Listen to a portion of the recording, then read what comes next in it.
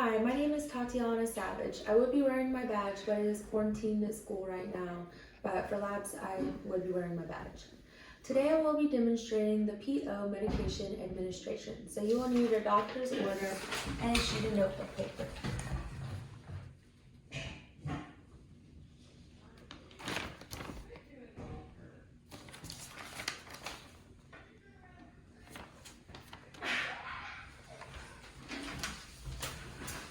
Okay, so you will compare your doctor's orders to the MAR.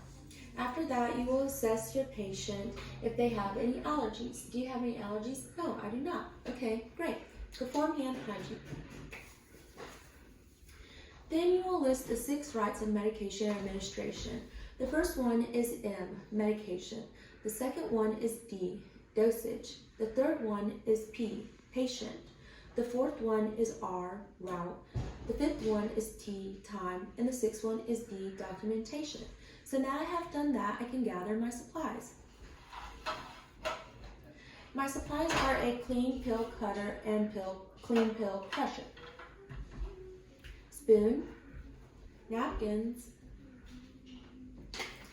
water cup, applesauce, souffle medication cups, graduated medication cups, oral medication syringe, and my MAR.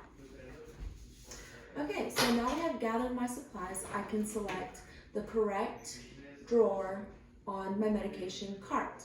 I can select the correct drawer that is appropriate for the time that the medication will be administered. After that, I can proceed to read my MAR from top to bottom. I can also proceed to read my MAR from page 1 to page 2, etc., etc. I will proceed from my MAR to my drawer per each medication. I will compare my medication to my MAR before removing it from its storage area. I will compare my medication before I prepare my medication, which is removing it from its container, and I will compare it before I replace it to its container or storage area, or immediately before administration. So now I have compared all of them, I can talk about placements. You will place your medication on your MAR in the designated spot that is labeled on the MAR. So once you have done that, you also need to know the placement of pills in souffle cups. You want to keep your pills in separate souffle cups. And you also want to make sure that whole and half pills are going into souffle cups. Crushed medications and liquid medications are going into your graduated medication cups. And liquid medication can also go into your oral medication syringe, which is a syringe without needle on. So now that you know the placements of the medication, you will need to know the multi-dose bottles pill demonstration. So with this demonstration, you'll need your medication, a souffle cup, and you'll want to place the medication in your dominant hand with the label facing your palm, with the label in your palm. Open the medication cap, hold it in your hands, make sure not to touch inside of the lid, and proceed to deposit the medication into the cap. Here I have 1 pill in my cap. If 2 pills fell in my cap and my medication only called for, or my order only called for 1, I would simply tap the medication back into the bottle. This is okay if the medication has not touched your skin or outside of the cap. So after that, you have the right amount. You can deposit it into your souffle cup. And that is how I demonstrate my multi-dose bottle medication. Okay, so I'm just going to clean up my area. Alright, now I will explain the 4 high alert medications. These medications are A, antiarrhythmics, C, anticoagulants, I, insulins, and H, antihypertensives. Now that you know that, you also need to know to double check your dosage and calculations with a licensed nurse. Make sure that these dosage and calculations are documented, that they were make sure you document that they were verified with the licensed nurse on the MAR. Okay, now that you have done that, you need to know that digitalis and lanoxin are two drugs you must make sure to keep separate until you have addressed your patient's apical pulse. If the apical pulse is below 60, you cannot administer this medication, so you will need to hold the dose and notify your physician. So now that I have explained that, I can explain my pill crushing demonstration. So, you'll want to make sure that your pill crusher is clean. If you need to clean it, do so according to facility policy. You will need a souffle cup, your medication,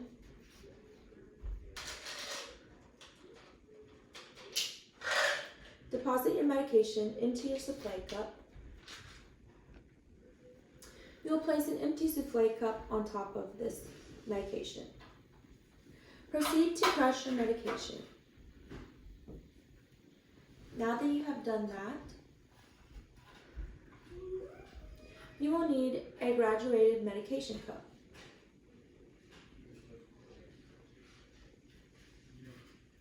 Pour the powdered medication into your cup. Take your applesauce and place 1 teaspoon or 5 milliliters into your cup. Make sure you mix these ingredients, the medication and the applesauce, very well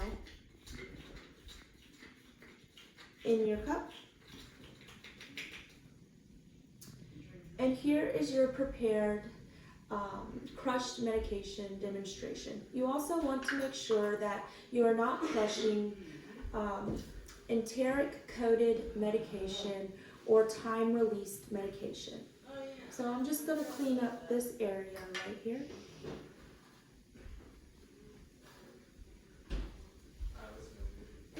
Okay, and now I will explain to you the liquid medication administration. So I'm going to be doing that over a plate.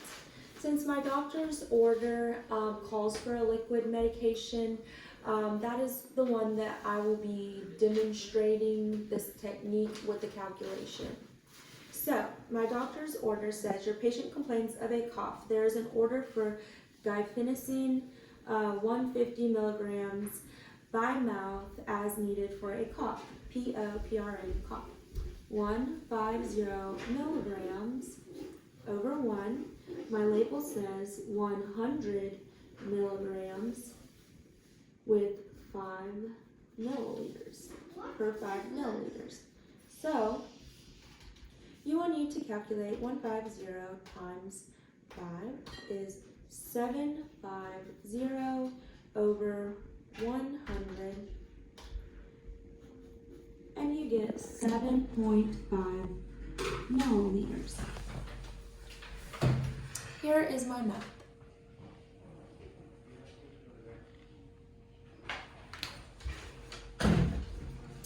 Okay, so I know that I will be needing 7.5 milliliters for my patient today.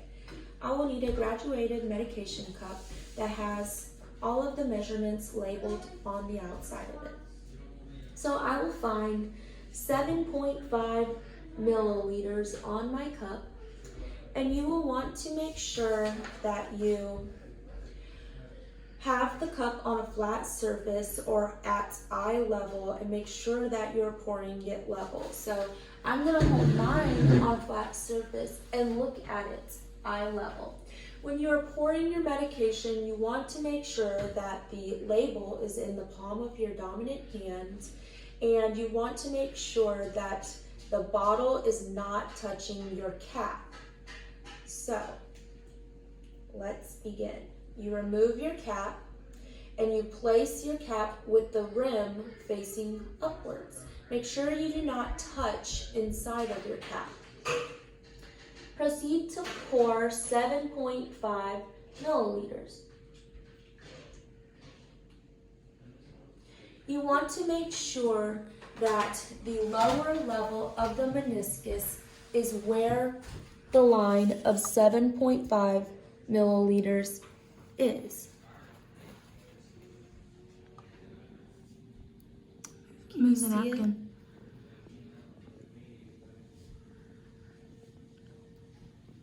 So 7.5 Yeah, there it is. milliliters. Yeah. 7.5 milliliters is the line in between 10 milliliters and 5 milliliters. So the lower level of your meniscus must be even with that line at the 7.5 milliliters. Okay, now that I have demonstrated that, you need to know that if your label is unable to be read due to it being soiled or just being old, you cannot administer the medication, you cannot pour it. You need to return the medication back to the pharmacy. So do not administer any medications that you cannot read the labels. Okay, now I will explain pill cutting demonstration. So you will want to make sure that your pill cutter is clean. If it is not clean, you want to clean it according to your facility policy. You want to also take caution of the blade on the pill cutter. So you do not want to, you can only cut pills that are scored. And also, the remainder of your medication you want to discard according to your facility policy. So after you cut your pill, you want to clean it according to your facility policy. So now that I have demonstrated all of that, I will go over calculations with you. So as you saw on my piece of notebook paper, I wrote out my calculation for my medication.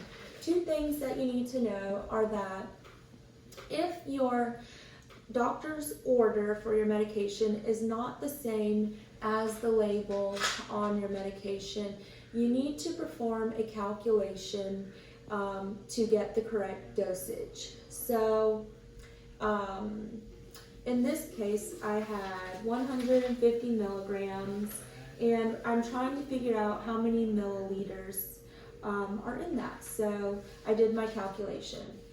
If in case you have a doctor's order that has a different unit of measurement or different measuring system than what is on the medication bottle, you will need to perform a conversion in your calculation to assess the appropriate unit of measures of a assess the appropriate equivalence.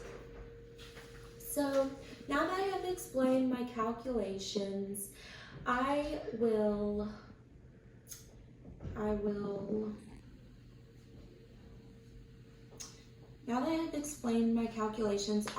address, can my patient swallow? Yes, my patient can swallow. Now we'll address the patient's allergies for the second time. After I do that, I will make sure, is the patient NPO for labs or procedures, okay? Now that I have done all of that, I can proceed to my patient's room and identify my patient by their wristband, ask them their name, ask them their date of birth, and now I will perform my hand hygiene, position my patient to a high Fowler's position, which is pretty much the position that I'm sitting in now. It's a 90-degree angle. So your patient is going to be sitting upright for this medication administration. Patient is positioned, and you can administer the medication to your patient with 8 ounces of liquid in your water cup. Now that you have finished your medication administration, you will need to document. You'll have to initial your name on the MAR, and you will also check back with your patient in 30 minutes to assess the effectiveness of the medication. Thank you for watching the PO medication administration.